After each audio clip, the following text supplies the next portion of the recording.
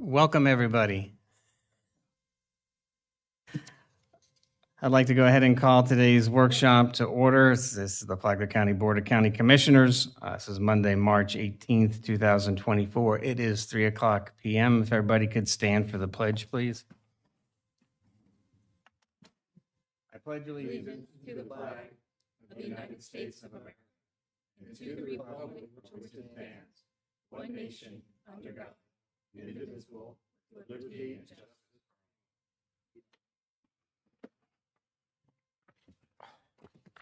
Thank you. And we also take a moment of silence. This is a moment for individual prayer, reflection, or meditation. We take this time to honor and remember our first responders and the men and women in our military who keep us safe and protect our freedoms at home and abroad.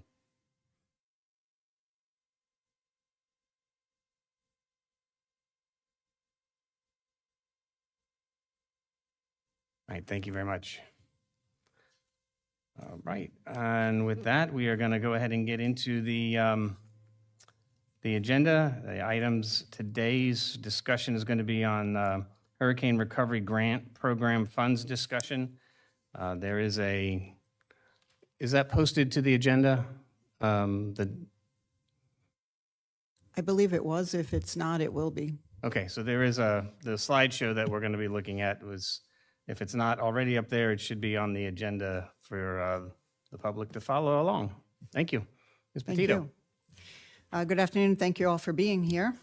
Just wanted to provide you with an update and have a discussion about some grant funding as it pertains to the Florida Hurricane Recovery Program and the American Rescue Plan, or ARPA funds.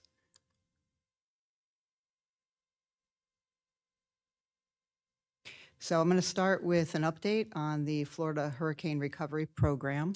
As you know, during 2023's legislative session, the state set aside $350 million for a grant program. It was intended to fund repairs and recovery-related projects within counties in Florida that had been impacted through Hurricanes Ian and Nicole. The funds were allocated to local governments for projects where necessary infrastructure or costs or repairs were needed, where they did not get funded from FEMA. So this was supposed to be kind of like that stopgap. I believe it was at the same time that they had done similar program for helping with insurance in the state of Florida, as well as opening up funding to residents that could apply for the program. But this particular piece is really just for county governments. The $350 million, I believe, was intended after the impacts felt in Lee County. But this was a grant opportunity for anybody affected through those storms, and it was going to be on a first-come, first-served basis. So during our recovery and response, we had about $1.2 million, a little bit over the $1.2 million in expenses that were not deemed to be eligible for reimbursement through the traditional FEMA process. So we had submitted this funding through the program. Again, it was on that first come, first served basis. There was no local match requirement at the time that we submitted our application. You may recall that back in December, we presented this item for consideration and approval to the board, and it was approved for staff to move forward. Subsequently, the state of Florida, through the state's Department of Emergency Management, they provided $1,255,483, and that was to reimburse Flagler County for two specific projects. One of them was the concrete seawall that had been unearthed following the storm. It was just south of Barn Park. And then the other project was for the damages that were related to the Marine Land Acres drainage project. But upon further review, the state had deemed that the Marine Land Acres was going to be ineligible because work had already commenced prior to the notice of grant award. As you may recall, we had a contractor in there doing some work. You've got a residential area that couldn't be left undone or uncapped. So we did move fast to restore that community, but because we had begun work prior to the notice being given, which was several months later, it made it ineligible, which actually leaves $1.2 million available for other projects that were not handled through FEMA reimbursement. So staff has met and we reviewed the damages that the county sustained during those two storms. And we had looked for items that were not covered or approved by FEMA public assistance. As you may remember, those storms were largely coastal erosion and flooding issues that we had here in Flagler. Staff had determined that the best option for the use of that 1.2 million would be Bull Creek Campground. As you know, Bull Creek is a waterfront county campground and recreation site. It sat underwater for approximately 2 weeks following Hurricane Ian due to those tidal floodwaters on the St. Johns River. Prior to the storm, the campground included docks, a boat ramp, restroom facilities, campsites, and the restaurant or store facility. The site did generate revenue for the county through fees and through the facility lease agreement that we had. The boat ramp and restroom facilities and campsites were able to be repaired, but unfortunately, the restaurant had to be taken down, had to be demolished. We were not able to seek FEMA reimbursement for these items because we were not able to either repair or replace it within the financial restrictions that we had. And due to it being a non-conforming building that was situated in a floodplain, it's not a facility that we were able to get insurance coverage on. So ultimately, that building, excuse me, had to be taken down. So when we worked on the budget for the current year, fiscal year 24, we had established a project that would have us going back with kind of like a small concession stand type walk-up window. It would be located on this picture that's depicted in that red square. And then we would go back to where the restaurant area was, which is kind of that blue rectangle. And that would be a pavilion that we would go back with. Again, it was a relatively small concession stand, walk-up window type restaurant, and then it would have a open-air pavilion. And money was allocated through the budget process. We currently have $350,000. 290 of it's coming from the general fund. You've got 60,000 coming from those park impact fees. But when we were looking at the possibility of a revised scope, revised project, we could amend the capital improvement to include the FEMA, or not the FEMA, I'm sorry, the Florida Department of Emergency Management funding, the 1.2 million, and join it with the money we already have, which would amend the project budget to be $1,550,000. When we're looking at this and considering that revised scope, this would allow us to elevate a site, bringing in approximately 3 feet of fill material, which would raise the finished floor of the new restaurant. We would look to construct a metal building to serve as that new restaurant, and that would be depicted where that blue rectangle is. We would purchase a Connex, it's kind of like a Connex box or a metal contained kitchen. We would also look to replace the seawall and seawall cap, which is depicted in that yellow line. And then we would remove the existing wooden docks. We have a submerged land lease on those docks because they had previously been rented out as slips. We would no longer look to rent them out. We would go back with a floating dock system similar to what we have in our other intercoastal parks. We would also look to replace the existing drain field, which is depicted in that red rectangle at the top. We don't anticipate that the entire project would encompass the whole budget that we have. We will likely be able to return the $290,000 back to the general fund to be either used towards other deferred maintenance or perhaps capital or fund balance in the preparation of next year's budget. Or possibly it could fill any unforeseen expenditures that may arise over the next 6 months as we continue with fiscal year 24's budget. Just to let you know, the grant, the money that came to us from the state, that grant does close out on March 31st of 2026. So realistically, we would need to be done by the end of 2025. That would give us about 3 months or a quarter to wrap out the paperwork and resolve any issues that we might have with that grant. You really can't get an extension on that because it was a legislative action. So the only way to extend that timeline would be, again, through legislative act. So in looking at the proposed project scope, this would be a look at the metal building. It would be approximately 2,500 square feet of conditioned space. It would have an open dining room with restrooms inside. This is a conceptual picture of what the metal building could look like. This is the elevation that would be facing the water. It would be facing Dead Lake. The upper windows would allow for some natural light to be inside. We would also want to maximize the view of the interior with some additional windows down below.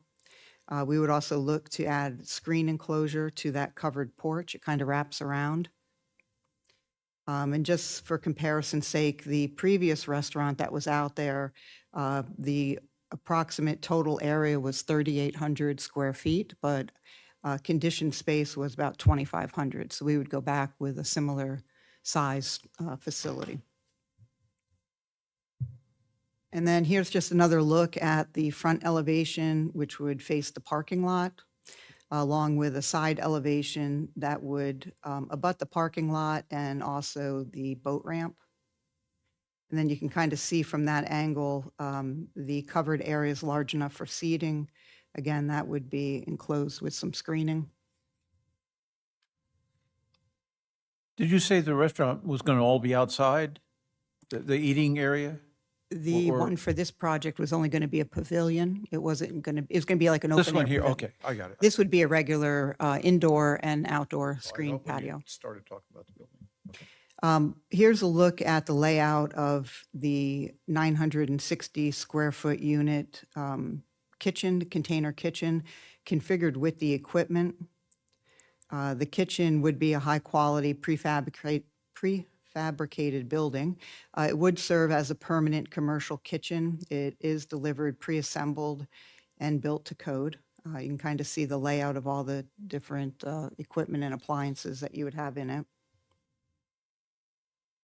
And then here's a look at what the inside of one of these kitchen units look like. They are considered for fast food kitchens. They are delivered, like I said, pre-assembled. They're turnkey with all the kitchen equipment.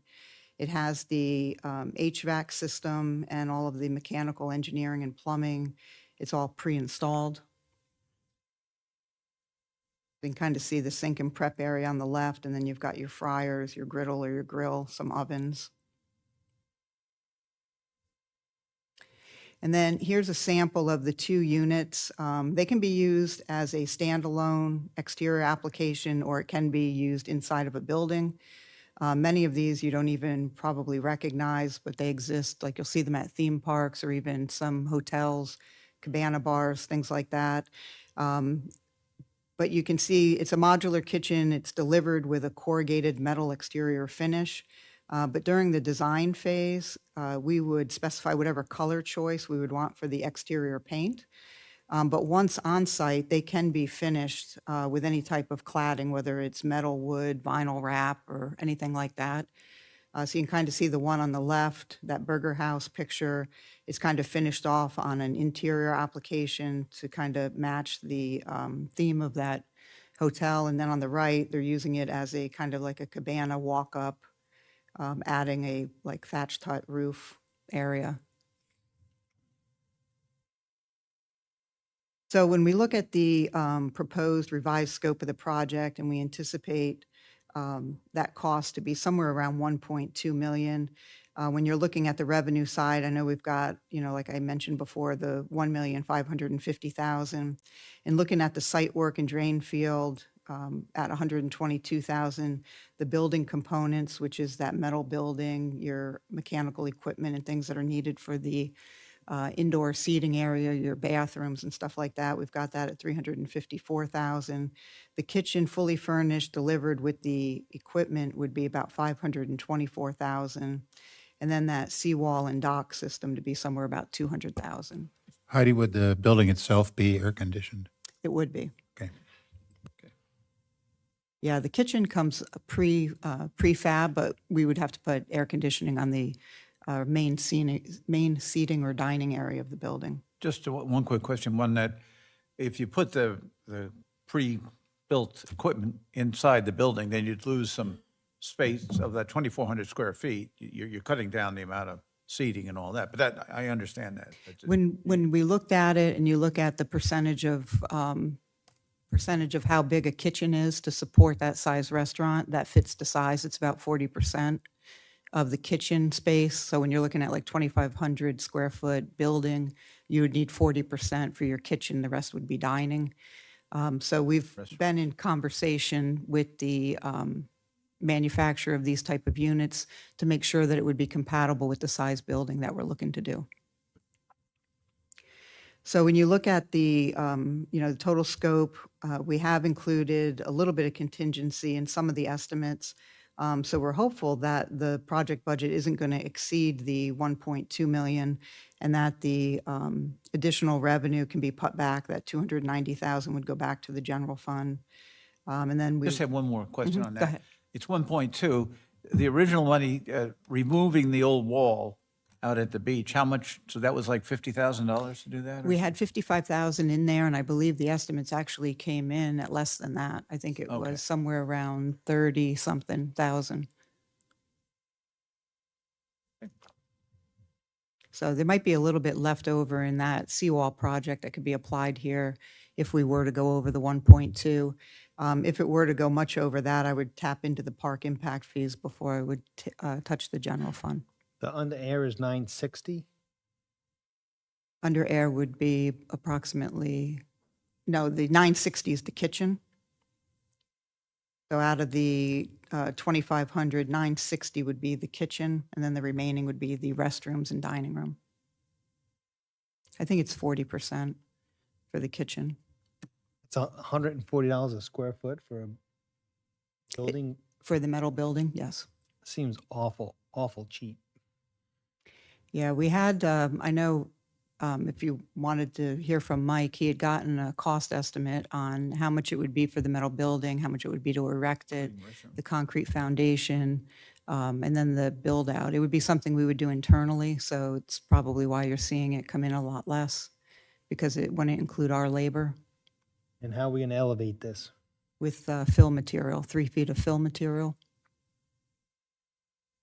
Slab on top of the fill? Yes. We're going to We'd have anchor to it, do- we'd anchor have it to with do- pilings? I don't know if it was going to be pilings. I forget the type of foundation. I don't know if,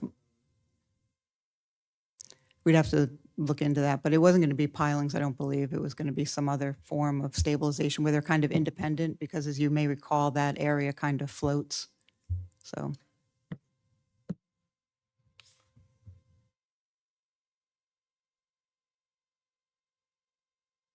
I don't know, does anybody have any other questions before I move on to ARPA from here?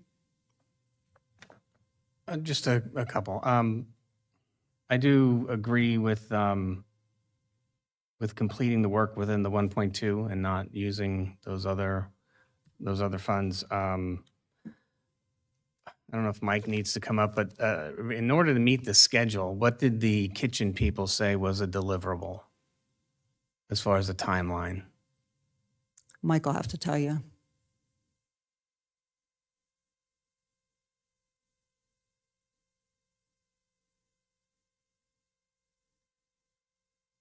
Good afternoon, Commissioners. In my discussions with them, it's going to take them about 3 months for design and about another 3 months for the build out for delivery. So about 6 months. So we can get this kitchen built faster than we can get dump trucks. Yes, we can. Amazing, right? Okay. I mean, that seems to be the critical element. Does this slide into would you start construction on the metal building and then this is kind of, no? You have to put the slab in, then set this, and then erect the metal building over top of it. Okay. So site work can get done while this is being, Correct. And we could take delivery of the metal building and have it on site. so they don't have pre-designed ones that you, Kinda, but I mean, they have to build them. They build them Florida out in code, they Portland. probably each area has a, Right. they want to make sure it meets. Doesn't codes. have to meet the hurricane code because it's going to be inside of the building, so that will help some. Right. Um, I think that was most of the questions that I had. I mean, it's, and the other eligible expenses, this is what has been narrowed down to. This is like, so the other two you mentioned, Marineland Acres not eligible. The other item you talked about was not eligible. The other seawall, removal of the seawall. It's eligible, but we already have funding for that, and it actually came in less than what we had anticipated. So we're handling that on our own. It was already done, yeah. Right. The only thing that I would, as soon as we agree on something would be making an official presentation to the west side, whether we have some type of town hall or some meeting. Obviously, everything needs to be done quickly, but the community needs to be heard on this and get some input.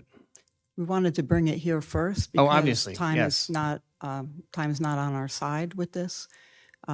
We did talk to the folks at Florida DEM. Verbally, they have approved the project, but in order for it to move forward, we need to pare down that scope and report back to them so that they can modify our agreement. Okay. I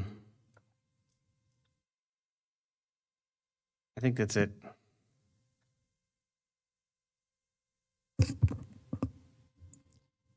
And following today, we can schedule a meeting to go out to the west side at the Hidden Trails Community Center. Or even some select, Paul Creek or pardon me? Paul Creek usually Yeah. for that area. But I just to mimic, when Heidi and I discussed this, I agreed. I don't want to really spend the general fund money. We were blessed enough from FEMA on this, so I did ask that we not tap into that if possible, unless everyone decides, at some point you want to expand what we do down there, as we move along. But that's it.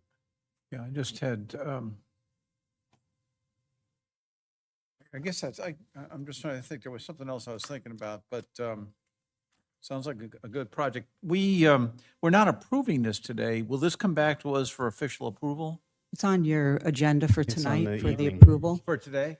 Tonight. at the Too 5 bad. o'clock. I mean, to agree, that's letting it out to the public, but it's not specifically for the people in District 4. Are they? I would say just by the feedback I get out of there that they're going to be actually more excited about this than what we were actually intending to do to I begin agree. I'm with. just thinking the Yeah. idea of getting the And information. if to you them. look at this just from a business perspective, which I can understand, you're going, oh, whatever. But with the amount of projects coming in on the backside of the west of our county, from Putnam and Volusia, and the intentions of tourism and sports and all of that, it makes good sense, and as always will be able to enact also as a community building. Right. If we're And so not in we'll the we'll lease this out restaurant to business. somebody who runs the restaurant? We would put out an RSQ, What- request for qualifications to find a vendor to run it. We Right. wouldn't be Okay. running it. You good? Good, thank you. All right, thank you. Thanks.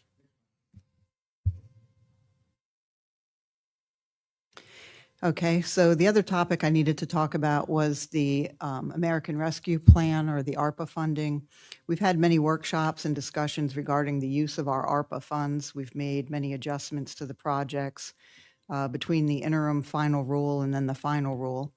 The last adjustment that we had made was to include the element for affordable housing project, and we placed additional funds into the stormwater master plan for some of those design of improvements that came out of the stormwater plan. As it's presented, the use of these funds not only align with the intended use of the American Rescue Plan program, but they also align with our current and past legislative priorities and our strategic plan. We wanted to bring this chart back to you one last time in the event the board wanted to make any final changes. We need to notify the funding agency of our intended allocation by the end of the year. Staff intends to do that at the next quarterly update, which will be in April. That'll provide us about a year and a half to finalize and work through these projects, because all of these funds have to be utilized by the end of 2026.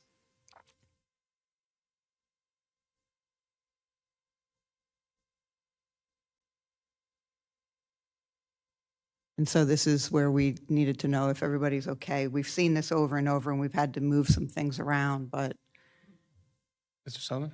Yeah, since we've got FGUA water treatment improvements there, and we're going forward with that, and the fact that we didn't get all the money that we requested in this year's budget through the legislature for that improvement on the south end of Route 1, is there any way to add any money here that might help that project, since we didn't get the full amount from the state? Or well, we're not, this at least par- at this point. We don't yeah, know this what the colors- particular one here, that FGUA project, was to provide a loop system, which provided a loop through the, can't think of the out parcels over there, but it's the north side of Old Dixie Highway. I know, I'm just saying, if there's, that's the only thing I can think of, just. I am Thank you. working with FGUA with that legislative ask. I know that we only got about half of what we asked for. They're currently looking at state revolving funds as a way that has debt forgiveness after a year. They're also looking at DEP's Clean Water Program, applying for grants through those.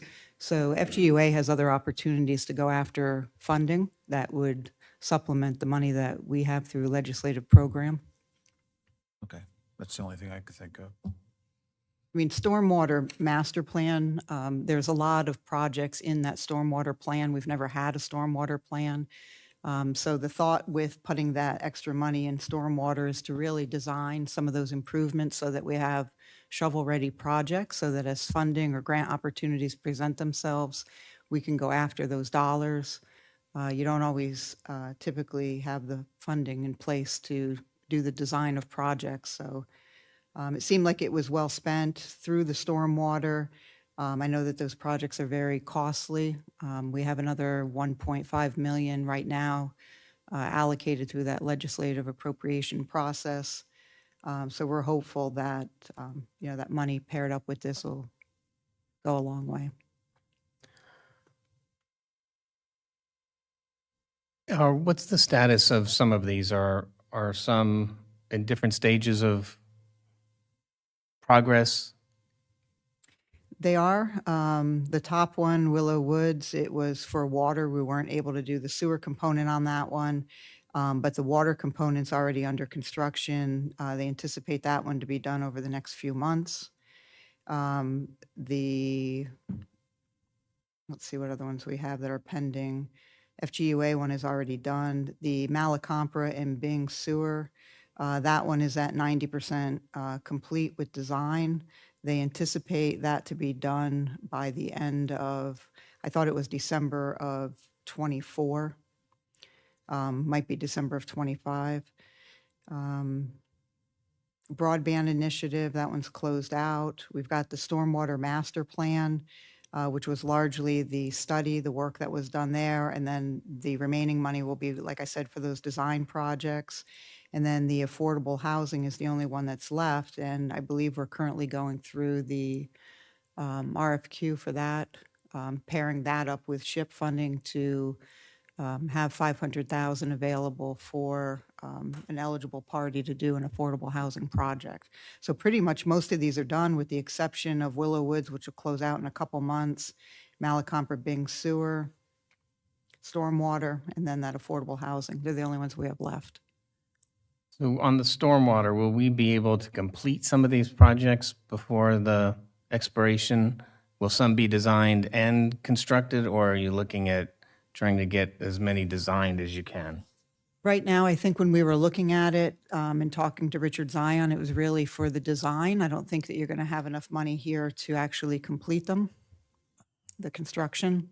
So the thought was if we could have it designed, then we would go after resiliency funding or funding through the state to actually pay for the project and/or the use of a stormwater fee to help close the gap on those.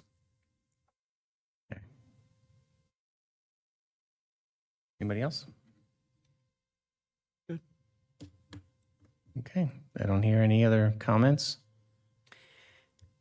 So the only thing we have left is really, having a discussion, and then this will appear on, both of these items will be on your consent agenda for tonight.